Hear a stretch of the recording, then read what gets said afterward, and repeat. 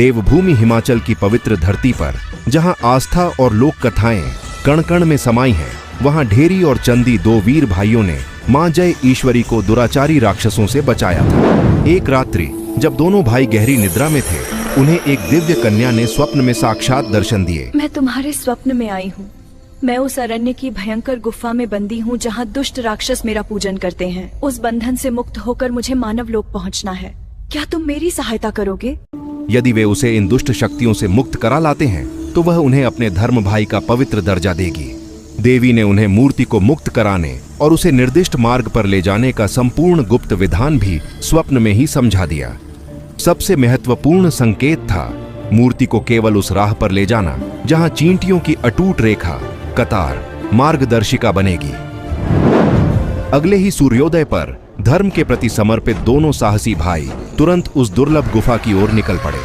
उन्होंने अपनी निडरता और बल से उन भयंकर राक्षसों को परास्त किया और देवी की दिव्य मूर्ति को सफलतापूर्वक मुक्त करा लाए। मुक्ति दिलाने वाली उस देवी को उन्होंने विद्येश्वरी नाम दिया, जिसे लोक में जय ईश्वरी के नाम से जाना जाता है। मां की बताई हुई विधि के अनुसार दोनों भाइयों ने यात्रा प्रारंभ करने से पहले अंगारों पर घी की आहुति डालकर मां ईश्वरी की आराधना की। यह उनकी लंबी और रहस्यमय यात्रा की शुरुआत थी। इस दिव्य यात्रा में पग पग पर उन्हें मां की आज्ञा के अनुसार कुछ भेंट अर्पित करनी पड़ती थी ताकि मार्ग की बाधाएं शांत हों। यह अलौकिक चींटियों की रेखा मानो स्वयं देवी का अदृश्य मार्ग हो, ढाडर से चलकर अलोटी, नाहौल और बंजड़ी जैसे महत्वपूर्ण पड़ावों तक पहुंची। बंजड़ी में यात्रा की थकान मिटाने के लिए भाइयों ने अल्प विश्राम लिया। यह स्थल आगे चलकर 5 पारगी की बैठक बेशणम के रूप में प्रसिद्ध हुआ, जहां श्रद्धा के प्रतीक के रूप में एक भव्य मंदिर का निर्माण किया गया।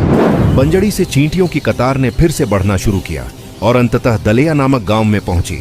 यहां एक विशाल काली चट्टान पर आकर वह चमत्कारिक रेखा विलुप्त हो गई। रात्रि विश्राम के बाद अगले दिन जब भाइयों ने उस स्थान का निरीक्षण किया तो एक विस्मयकारी चमत्कार हुआ। उसी चट्टान से काली मां की मूर्ति स्वतः प्रकट हो गई, जिसे आज श्रद्धा पूर्वक कालीपत्त के नाम से जाना जाता है। मां विद्येश्वरी देवी की आज्ञा का सम्मान करते हुए दलेया में उनके मुख्य मंदिर का निर्माण कार्य शुरू किया गया। जब तक मंदिर की नींव पूरी नहीं हुई, मां ईश्वरी ने पास ही स्थित एक पांजे के पेड़ के नीचे अपना अस्थायी निवास बनाया, जिसकी पूजा आज भी उसी श्रद्धा से की जाती है। मंदिर की संरचना में 4 मुख्य स्तंभ लगाए गए, जिसके कारण यह मंदिर 4 धाम के नाम से विख्यात हुआ। मां ईश्वरी की मूल मूर्ति की पूजा अर्चना का कार्य जजेया और कनोगी भाट को दिया गया और कालीपत्त व 4 धाम की पूजा का कार्य चईक भाट को दिया। मंदिर निर्माण के उपरांत मां की